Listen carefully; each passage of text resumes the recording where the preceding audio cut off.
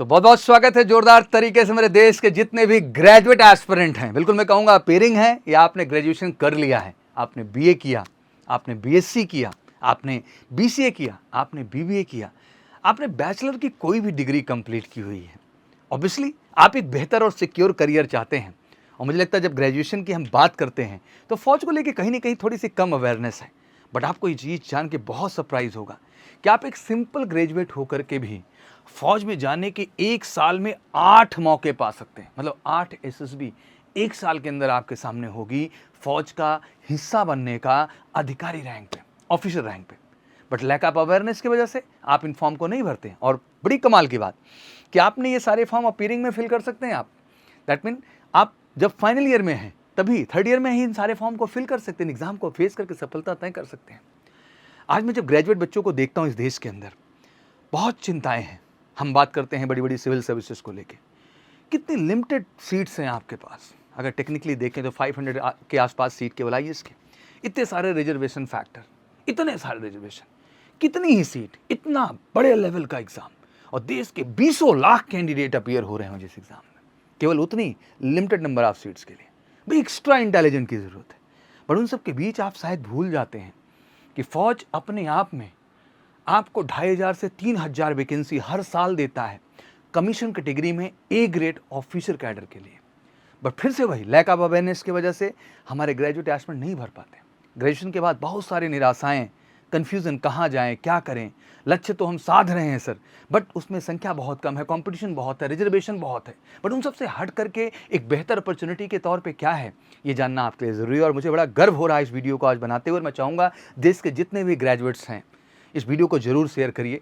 मुझे लगता है सभी ग्रेजुएशन करने वाले कैंडिडेट्स के लिए एक आस है ये वीडियो, और एक विजन है जिससे अपने भविष्य को फौज के अंदर एज ऑफिसर सेटल डाउन कर सकते हैं। तो चलिए आज की वीडियो में बिल्कुल हम जानने वाले हैं career opportunity in defence. BA, BSc, BBA, BCA, जो भी बैचलर डिग्री की हुई है, एक साल में मैंने 8 मौके कैसे डिफाइन किए, उसको प्रॉपर तरीके से एलेबोरेट करते हैं आपके सामने।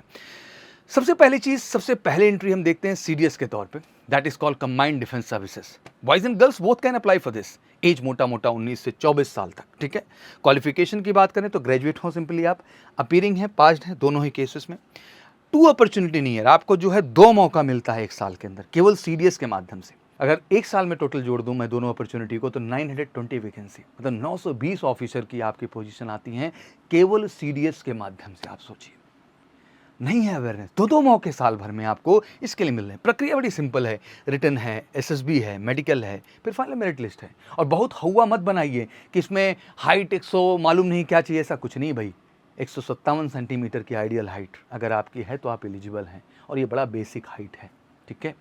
और चश्मा लगा है तो मत घबराइए, चश्मा वाले भी एलिजिबल हैं। ऑफिसर रैंक के लिए जा रहे हैं, सिपाही रैंक के लिए नहीं जा रहे हैं कि आपका हाइट 170 चाहिए, ये चाहिए, कुछ नहीं। ऑफिसर कैडर के लिए बहुत लीनियंसी है और इतना कोई दबाव नहीं है, तो उसको लेकर डरने की जरूरत नहीं है। यूपीएससी रिटर्न कंडक्ट करेगी, SSB board, SSB, and finally medical and merit list आपके सामने होगी। 2 मौके इसके माध्यम से हो गए। आगे क्या है sir? Then you talk about the CAPF, central arm police force, assistant commandant, royal job. 500 के वैकेंसी हैं आपके सामने। दैट मीन जो हम सिविल का नारा लगाते हैं, अपने आप में सीपीएफ आपको 500 के वैकेंसीज दे रहा है। बेस्ट अपॉर्चुनिटी, सिंपल प्रोसेस है, बॉयज़ एंड गर्ल्स दोनों के लिए है। एज 20 से 25 साल है, क्वालिफिकेशन ग्रेजुएशन, अपीयरिंग या फिर जो है आप पास हों, 1 अपॉर्चुनिटी। यहाँ रिटर्न होगा, फिर फिजिकल है, फिर इंटरव्यू है, फिर मेडिकल और फाइनल मेरिट है। सेम प्रोसेस, जैसे वहाँ जा रहे हैं उसी प्रक्रिया से यहाँ गुजरना है। तो 2 1 3 मौके हो गए। फिर आते हैं AFCAT, air force common admission test. आपको जानकारी होनी चाहिए कि एयरफोर्स में जाने की सबसे बड़ी अपॉर्चुनिटी है।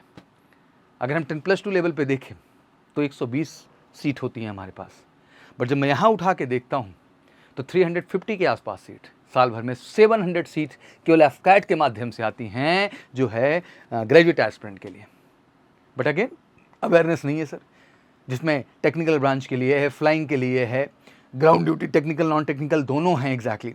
और फ्लाइंग के लिए भी सिंपल ग्रेजुएट ही मांगता है, इससे घबराने की जरूरत नहीं कि नहीं सर फ्लाइंग के लिए मालूम नहीं कौन सा क्वालिफिकेशन मांग ले, ऐसा कुछ नहीं, केवल भ्रम फैला हुआ है।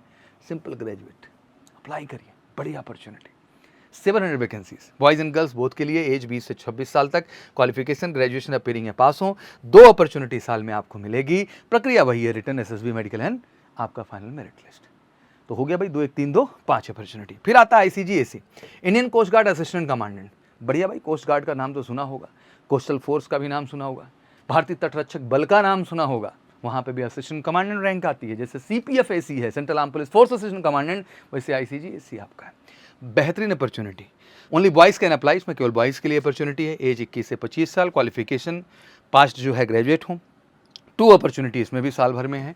Written, SSB, medical and merit, same process से गुजरना है। हाँ, इसको 2 पार्ट में बांट देते हैं, PSB और FSB, बट अल्टीमेट है पूरा प्रोसेस SSB का है।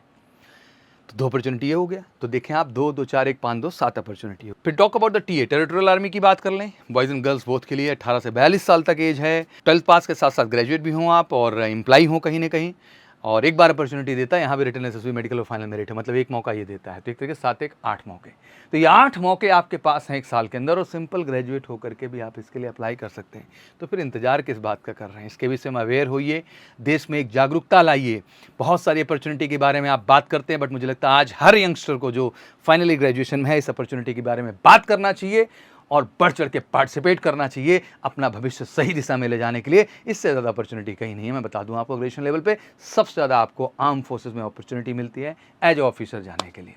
तो बिल्कुल कमेंट सेक्शन में बताइए वीडियो कैसा लगा, क्या आप इन सारी अपॉर्चुनिटी के विषय में अवेयर थे, और थे तो बिल्कुल ये बहुत अच्छी बात है, नहीं है तो ये भी अच्छी बात है कि आज आप अवेयर हो रहे हैं। बट कोशिश आप और प्रयास ये जरूर होना चाहिए कि वीडियो ज़्यादा से ज़्यादा शेयर हो, जिससे मेरे सभी ग्रेजुएट जितने भी कैंडिडेट हैं अपीयरिंग या पास आउट, उनको एक ऊर्जा है, मोटिवेशन है, एक दिशा मिल सके कि वो भी इन रास्तों के माध्यम से अपना करियर सही दिशा में ले जा सकते हैं और देश की सेवा का बेहतर अवसर उठा सकते हैं। और मैं कहना चाहता हूँ गर्व से साथ में कि इन सारे प्रोसेस की बेस्ट प्रिपरेशन के लिए भी कहीं भटकाव की ज़रूरत नहीं है। MKC है तो हर चीज़ मुमकिन है, और MKC है तो श्योर शॉर्ट रिकमेंडेशन है। Thank you so much, wish you good luck. जय हिंद, जय भारत।